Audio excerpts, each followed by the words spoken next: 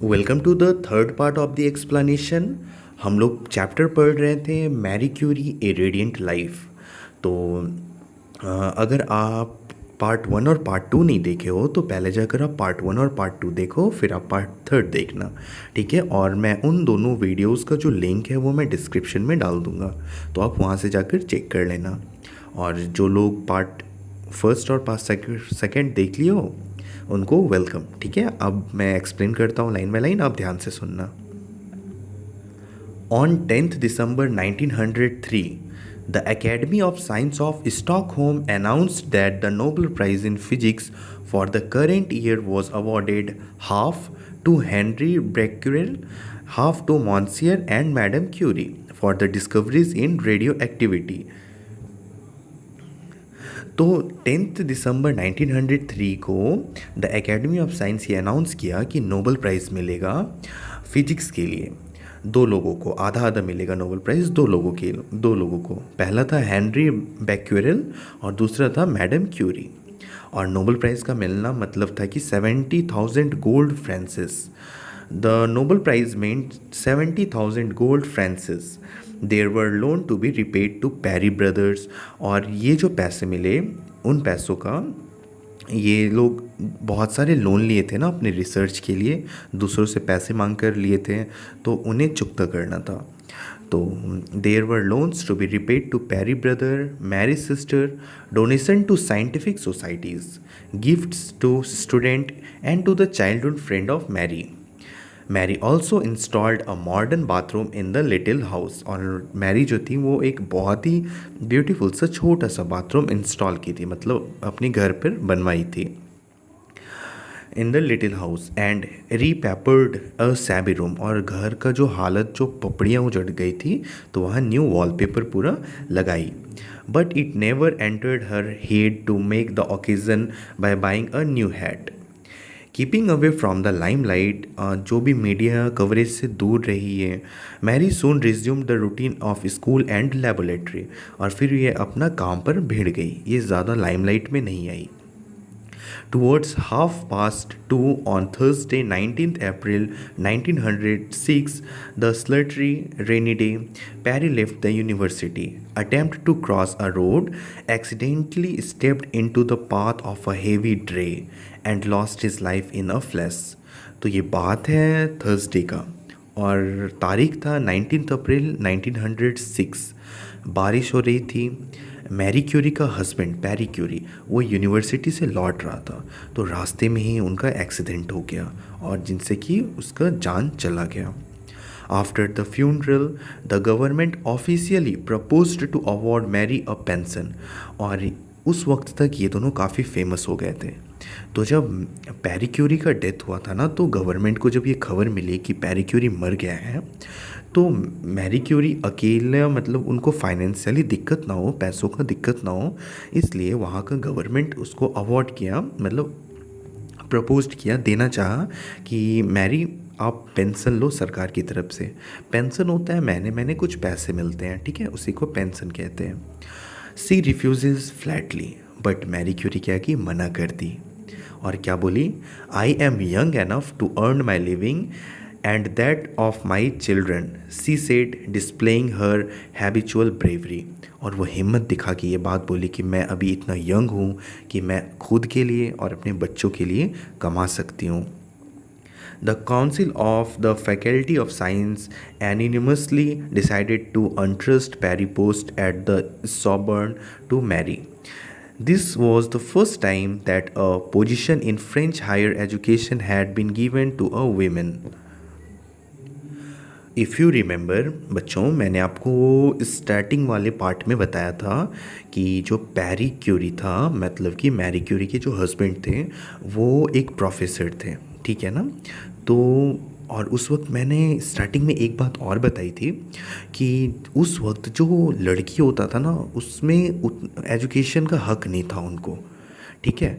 But जब पैरी Curie का death हुआ तो council of faculty of science जो था वो मतलब डिसाइड किया सभी कि मैरी क्यूरी को ये डिग्री दिया जाए और पढ़ाने का हक दिया जाए। This was the first time that a position in French higher education में ये पहली दफ़ा हुआ था कि किसी वीमेन को पोजीशन मिला था पढ़ाने का. On the day of her first lecture the amphitheatre was packed and Marie walked into a storm of applause. और जब उनका पहला लेक्चर था मैरी क्यूरी का उस यूनिवर्सिटी में, तो जो हॉल जिस क्लासरूम में वो क्लास लेने के लिए जा रही थी, वो क्लासरूम में एकदम पूरा भीड़ लगा के स्टूडेंट बैठे हुए थे. और जैसे ही वो क्लासरूम के अंदर घुसी, सभी कोई उसको क्लैपिंग करके अप्लॉज करके उनका वेलकम किया. She inclined her head and waited for the ovation to stop. और फिर वो झुक कर, जब कोई ओवेशन करता है तो आप झुक कर बोलते हो ना थैंक यू, तो वो झुककर थैंक यू बोल रही थी तब तक जब तक तालियां बजती रही. Then she started straight ahead of her and said, when one considered the progress that has been made in physics in the past 10 years, one is surprised at the advance that has been taken place in our idea concerning electricity and matter. ये line पढ़कर आपके mind में आया होगा कि ये क्या लिखा हुआ है. When one considered the progress that has been made in physics in the past 10 years, one is surprised at the advance that has taken place in our idea concerning electricity and matter. तो ये line है, मैं just आपको समझ आ जाएगी. Marie Curie has resumed the course at the precise sentence where Marie Curie has left it. तो ये जो लाइन है, ये लाइन मैरी क्यूरी पढ़ा रहे थे, बट इसी क्लास के बाद यही जब ये चीज़ पढ़ा रहे थे वो, तो इसी क्लास के बाद उनका डेथ हो गया था.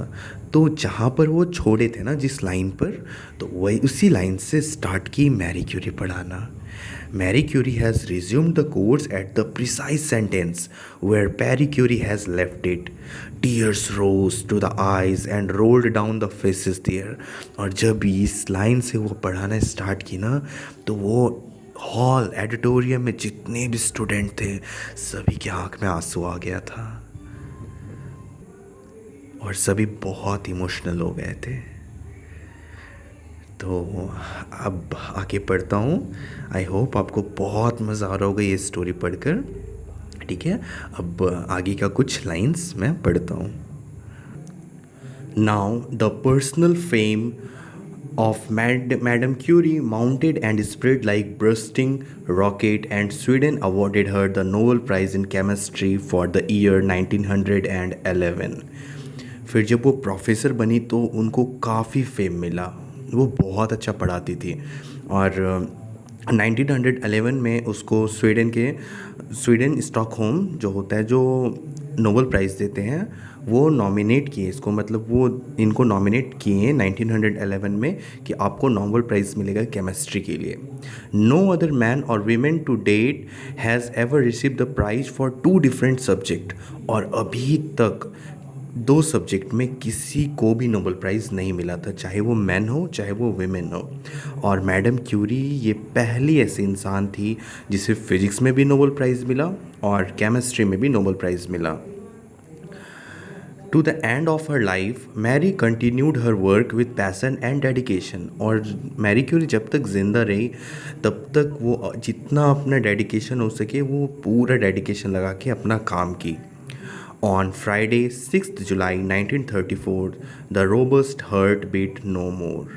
और Friday, 6th July 1934 को उनका डेथ हो गया. Mary was buried beside Parry in the cemetery at Sioux at the presence of her family, friend, co-worker and student who loved her. और मैडम क्यूरी को उनके पति पैरी क्यूरी के ही वो जो कब्र होता है उनके बगल में ही दफनाया गया. और मैं आपको बता दूं कि मैडम क्यूरी बहुत यंग एज में इनका भी डेथ हो गया था. इनका डेथ यंग एज में इसलिए हुआ था क्योंकि ये जिस चीज़ पर रिसर्च कर रही थी, रेडियम और पोलिनियम, तो वो काफ़ी ख़तरनाक रेडियो एक्टिव मटेरियल था, रेडियो एक्टिव एलिमेंट था. और उस वक्त के ज़माने में उतना एडवांस्ड इक्विपमेंट नहीं हुआ करता था जो कि वो अपने बॉडी को सेल्ड कर सके, प्रोटेक्ट कर सके. तो इस वजह से, वो रिएक्शन की वजह से इनका डेथ हो गया था. 6 जुलाई 1934 को। So this was the story of madam Curie जो लिखी थी। ये जो आप पढ़ रहे थे ये इनकी बेटी ईव क्यूरी लिखी थी, और ईव क्यूरी भी फ्यूचर में जाके नोबेल प्राइज़ इनको मिला था। तो कैसा लगा आपको ये स्टोरी? और स्पेशली जो गर्ल्स पढ़ रही है, आप बताओ कि आपको कैसा लगा ये स्टोरी, प्लीज़ मुझे कमेंट सेक्शन में बताना। और आप कोशिश करो मैडम क्यूरी से सीखने का, चाहे वो बॉय हो चाहे वो गर्ल हो। आप दोनों से मैं रिक्वेस्ट करता हूँ कि आप प्लीज़ कुछ इनसे इंस्पिरेशन लो और अपने लाइफ में उनको अपनाओ और इनके जैसा बनने का कोशिश करो, ठीक है ना। हमारे इंडिया इनके जैसा लेडी और बॉय एकदम रिक्वायर्ड है अभी।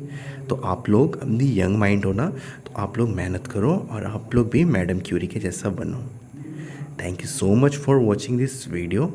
मैंने ये चैप्टर कंप्लीट कर लिया, अब मैं मिलूँगा आपसे नेक्स्ट चैप्टर में। थैंक यू, अपना ख्याल रखिएगा, मम्मी पापा का रिस्पेक्ट कीजिएगा। Thank you so much for watching this video.